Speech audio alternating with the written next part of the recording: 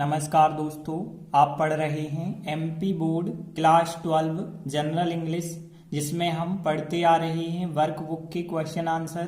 तो आज हम करेंगे लेसन 7 जो एक पोएम है रिस्क नाम से, उसके महत्वपूर्ण प्रश्न उत्तर कर रहे हैं। तो देखिए हम 20वां क्वेश्चन करेंगे। तो देखिए यह क्वेश्चन भले ही परीक्षा में नहीं पूछा गया है, लेकिन फिर भी हम इसे करेंगे क्योंकि यह प्रश्न छोटा सा है और पूछा भी जा सकता है। तो देखिए क्वेश्चन 20वां क्या है, what risk do we face when we laugh. Laugh का मतलब होता है हंसना, तो हम हंसते हैं। व्हेन मतलब होता है जब, तो जब हम हंसते हैं वी फेस करना मतलब सामना करना होता है, तो हमें सामना करना पड़ता है कौन सी रिस्क का। रिस्क का मतलब होता है जोखिम, ठीक है। तो यहाँ पे बताया गया है जब हम हंसते हैं तो हमें किस रिस्क का सामना करना होता है। तो देखिए इस लेसन 7 की जो पोयम है इसमें बताया गया है जब हम हंसते हैं तो सामने वाले व्यक्ति को यदि कारण पता नहीं होता है कि ये व्यक्ति क्यों हंस रहा, तो उसे वह व्यक्ति मूर्ख नजर आता है फिर। तो देखिए आंसर में क्या बताया गया, जब हम हंसते हैं तो हम एक मूर्ख नजर आने वाली रिस्क लेते हैं। मतलब हम जब हंस रहे होते हैं तो किसी व्यक्ति को हो सकता है लग रहा हो कि यह व्यक्ति मूर्ख है, तो मूर्ख नजर आने वाली रिस्क होती है हमारी फिर। तो देखिए यहाँ पे कैसे इसका आंसर ट्रांसलेट किया जाएगा। देखिए यहाँ पे पहली लाइन तो क्वेश्चन की है जब हम हंसते हैं, तो जब हम हंसते हैं व्हेन वी लाफ हो जाएगा, जब हम हंसते हैं व्हेन वी लाफ हो गया। और फिर इसके बाद यदि हम देखें तो अगली लाइन देखिए, तो इस लाइन में कौन कौन से वर्ड कठिन हैं। तो देखिए मूर्ख के लिए कहा क्या जाता है, फूल कहा जाता है, सुना होगा FOOL फूल। फूल का मतलब क्या होता है, मूर्ख। और नजर आना जो क्रिया होती है अपीयर होती है, तो यहाँ पे आप याद रखेंगे अपीयर मतलब लगना या दिखाई पड़ना होता है, लेकिन अपीयरिंग मतलब नजर आने वाली, ठीक है। नजर आने वाली के लिए क्या लिखा गया है, अपीयरिंग। और फिर मूर्ख के लिए फूल हो जाएगा, तो आ फूल, आर्टिकल ए लगाएंगे और फिर फूल, तो आ फूल हो जाएगा। तो देखिए अब आंसर कैसे बना होगा, तो के लिए तो कोई हम शब्द लिखते नहीं है, वी हो जाएगा सब्जेक्ट, प्रेजेंट सिंपल है, वी के बाद आएगा फर्स्ट फॉर्म। तो यहाँ पे वी रिस्क मतलब हम रिस्क लेते हैं, और फिर अपीयरिंग मतलब नजर आने वाली, आ फूल मतलब एक मूर्ख नजर आने वाली। तो देखिए पहली लाइन क्वेश्चन की थी व्हेन वी लाफ जब हम हंसते हैं, तो वी रिस्क हम रिस्क लेते हैं, अपीयरिंग नजर आने वाली, आ फूल मतलब एक मूर्ख नजर आने वाली। तो देखिए इस प्रकार से आंसर बन गया व्हेन वी लाफ, एक लाइन क्वेश्चन की, जब हम हंसते हैं, वी रिस्क हम रिस्क लेते हैं, अपीयरिंग नजर आने वाली, आ फूल मतलब एक मूर्ख नजर आने वाली। इसके बाद अगला क्वेश्चन 21वां देखेंगे जो 2016 में आया हुआ क्वेश्चन है, मतलब यह क्वेश्चन IMP क्वेश्चन है। तो देखिए 21वां क्वेश्चन क्या है, व्हाई का मतलब क्यों, मस्ट मतलब चाहिए, वी मतलब हमें, टेक मतलब लेना, और रिस्क को रिस्क ही हम कहेंगे, तो हमें रिस्क क्यों लेना चाहिए। तो देखिए इस पोएम में बताया गया है हमें रिस्क इसलिए लेना चाहिए क्योंकि जीवन में आपको बहुत बड़े बड़े खतरे आने वाले हैं। यदि आप उन खतरों का सामना करना चाहते हैं तो आपको पहले से शुरुआत से रिस्क लेना सीखना चाहिए, क्योंकि फिर रिस्क के सामने बड़े बड़े खतरे भी आपको लगेंगे कि ये तो कुछ नहीं है, हम आराम से सामना कर लेंगे। तो देखिए आंसर क्या बताया गया, हमें रिस्क इसलिए लेना चाहिए क्योंकि जीवन में जो सबसे बड़े खतरे आने वाले हैं वो रिस्क के सामने या रिस्क के लिए कुछ भी नहीं होंगे। तो देखिए अब इन दो लाइनों का ट्रांसलेट हम कैसे करते हैं। देखिए पहली लाइन की यदि हम बात करें, क्वेश्चन की है बिल्कुल पहली लाइन, बस ध्यान देना इसलिए और क्योंकि एक साथ आता है तो हम इसलिए को नहीं लिखते हैं, केवल हम क्योंकि मतलब बिकॉज बस लिखते हैं। तो देखिए यहाँ पहली लाइन क्या होगी, बस आपको यहाँ पे मस्ट जो क्रिया है सहाय क्रिया, इसे अपने स्थान पे रखना होगा। तो यहाँ पे हम कह सकते हैं वी मस्ट टेक रिस्क, हमें रिस्क लेना चाहिए, एक लाइन यह हो गई, ठीक है ना। यहाँ पे हो गया वी हो गया मतलब हमें, चाहिए मतलब यहाँ मस्ट हो गया, और फिर लेना मतलब टेक हो गया, और रिस्क को रिस्क ही कहा, तो वी मस्ट टेक रिस्क, हमें रिस्क लेना चाहिए, बिकॉज मतलब क्योंकि हो गया। अब देखिए अगली लाइन जो है, जीवन में सबसे बड़ा खतरा। अब यहाँ खतरा के लिए जो वर्ड होता है, देखिए यहाँ पे एक शब्द जो है, नया शब्द लिखा गया है, हैजर्ड। हैजर्ड का मतलब होता है खतरा। आप डेंजर भी कह सकते हैं, तो देखिए दोनों शब्द आप इस्तेमाल कर सकते हैं, हैजर्ड या फिर डेंजर।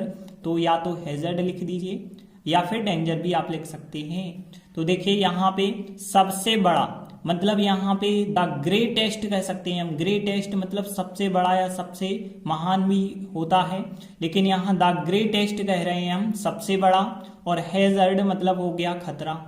और फिर इन लाइफ मतलब जीवन में, इन लाइफ मतलब जीवन में, रिस्क को रिस्क ही कहेंगे, और के लिए मतलब टू हो जाएगा, और कुछ भी नहीं, ठीक है, कुछ भी नहीं के लिए जो वर्ड होता है वो होता है नथिंग। नथिंग का मतलब होता है कुछ भी नहीं, ठीक है। तो ये तो आपको नथिंग पता था, नथिंग मतलब कुछ भी नहीं, टू रिस्क रिस्क के लिए, और फिर द ग्रेटेस्ट हैजर्ड, और फिर इन लाइफ हो गया। देखिए अब सब वर्ड पता हो गए, तो अब जमाने का क्रम बस आप देख लें। जीवन में सबसे बड़ा खतरा हो जाएगा सब्जेक्ट, इतना पूरा होगा सब्जेक्ट। सब्जेक्ट के बाद फिर यहाँ पे आएगी सहायक क्रिया। सहायक क्रिया होगी प्रेजेंट टेंस की, इज। क्यों होगी? क्योंकि the greatest hazard in life हमने लिखा है इतना, subject the greatest hazard in life हो गया सब्जेक्ट, और हैजर्ड एक वचन है, इस वजह से इज। और फिर आगे लिखेंगे आप, यहाँ पे रिस्क के लिए कुछ भी नहीं है, तो रिस्क के लिए कुछ भी नहीं हो जाएगा पूरा ऑब्जेक्ट। तो देखिए यहाँ पे लिख सकते हैं आप, टू रिस्क मतलब रिस्क के लिए, और नथिंग मतलब कुछ भी नहीं है। तो देखिए इस प्रकार से बन जाएगा, टू रिस्क मतलब रिस्क के लिए, और नथिंग मतलब कुछ भी नहीं है, ठीक है। तो आपको समझ आ चुका होगा द ग्रेटेस्ट हैजर्ड, और कोष्टक में आप डेंजर भी वर्ड लिख सकते हैं, in life is to risk nothing. तो देखिए अब दोनों लाइनें ट्रांसलेट करके यदि हम देखें, पहली लाइन क्वेश्चन की है, वी मस्ट टेक रिस्क, हमें रिस्क लेना चाहिए, बिकॉज क्योंकि द ग्रेटेस्ट हैजर्ड, और कोष्टक में डेंजर भी, in life is to risk nothing. तो देखिए आंसर इस प्रकार से बना है, वी मस्ट टेक रिस्क, हमें रिस्क इसलिए लेना चाहिए बिकॉज। इतनी लाइन क्वेश्चन की है कि वी मस्ट टेक रिस्क, और फिर बाद में क्योंकि के लिए बिकॉज। जीवन में सबसे बड़ा खतरा द ग्रेटेस्ट हैजर्ड, और कोष्टक में डेंजर इन लाइफ, और इज टू रिस्क रिस्क के लिए, नथिंग मतलब कुछ भी नहीं। तो देखिए आंसर ज्यादा कठिन नहीं है, एक दो बार आप ट्राई करेंगे आराम से बन जाएगा। इसके बाद अगला 22वां क्वेश्चन देखिए, यह भी परीक्षा में नहीं पूछा गया है, लेकिन छोटा सा क्वेश्चन है, करके ही चलें आप। तो देखिए 22वां क्वेश्चन क्या है, how can you say that. से मतलब कहना, हाउ मतलब कैसे, तो आप कैसे कह सकते हैं कि द पर्सन्स मतलब वे व्यक्ति, द पर्सन्स का मतलब वे व्यक्ति, हु मतलब जो, डू नॉट रिस्क रिस्क नहीं लेते हैं, आर स्लेव्स, स्लेव्स मतलब गुलाम, वे व्यक्ति जो रिस्क नहीं लेते हैं वे गुलाम हैं। देखिए यहाँ पाठ में बताया गया है कि व्यक्ति के जीवन में रिस्क के होना जरूरी है, तभी वह जो है लाइफ में कुछ प्राप्त कर सकता है।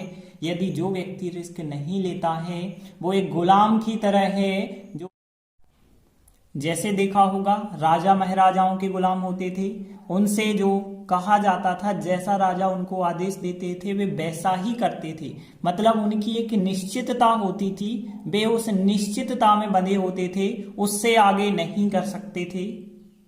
ऐसा ही आंसर यहाँ बताया गया कि वे व्यक्ति जो रिस्क नहीं लेते हैं वे इसलिए गुलाम हैं क्योंकि वे अपनी निश्चितता के द्वारा बंध गए हैं, उससे आगे बढ़ ही नहीं सकते, वो ज्यादा रिस्क लेते ही नहीं है, तो एक निश्चितता में बंधे होते हैं वो। तो देखिए अब हम इन लाइनों का ट्रांसलेट कैसे करेंगे।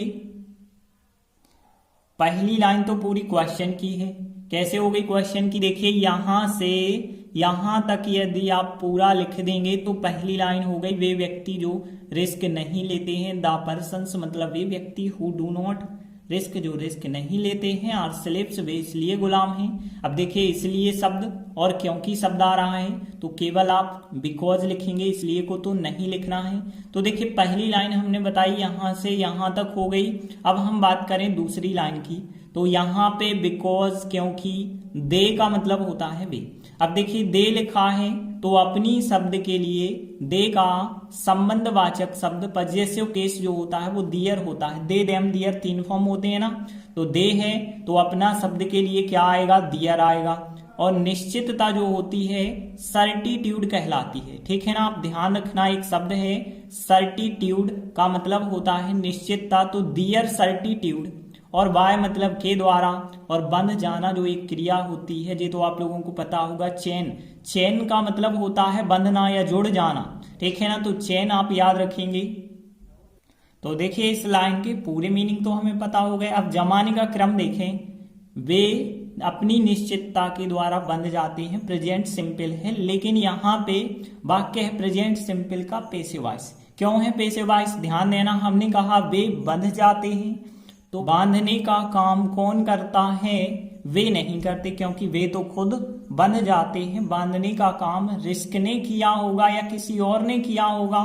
तो यहाँ पे यदि हम देखें तो वाक्य है पैसिव वॉइस। पैसिव वॉइस में क्या लिखा जाता है, प्रेजेंट सिंपल का हो तो इज एम आर के साथ थर्ड फॉर्म आपको लगाना होता है। तो चेन का हम थर्ड फॉर्म जो लगाएंगे ईडी और जोड़ देंगे, चेंड कर देंगे। तो यहाँ पे देखिए बिकॉज दे होगा, फिर आर सहायक क्रिया लगा के हम यहाँ पे थर्ड फॉर्म का इस्तेमाल करेंगे। तो बिकॉज दे क्योंकि वे आर चेंड बंध जाते हैं, बाय मतलब के द्वारा, और दियर सर्टिट्यूड मतलब अपनी निश्चितता के द्वारा। तो देखिए पहली लाइन क्वेश्चन की हो जाती है आपकी कि यहाँ पे the persons who do not risk are slaves because they are chained by their certitude. तो देखिए आंसर इस प्रकार से बना है। पहली लाइन क्वेश्चन की है the persons who do not risk are slaves, एक लाइन क्वेश्चन की हो गई। फिर बिकॉज क्योंकि दे आर चेंड बंध जाते हैं, बाय के द्वारा, दियर सर्टिट्यूड अपनी निश्चितता के द्वारा। तो देखिए यह आंसर भी बड़ा नहीं है, बस एक लाइन आपको बनाना सीखना है। तो आराम से आपसे तीनों क्वेश्चन आंसर बन जाने चाहिए। इसके बाद जो है एक महत्वपूर्ण दीर्घ उत्तरीय प्रश्न बचा होगा जो सेंट्रल आइडिया आता है रिस्क पोयम का, वो हम अगले वीडियो में करेंगे। तब तक के लिए धन्यवाद।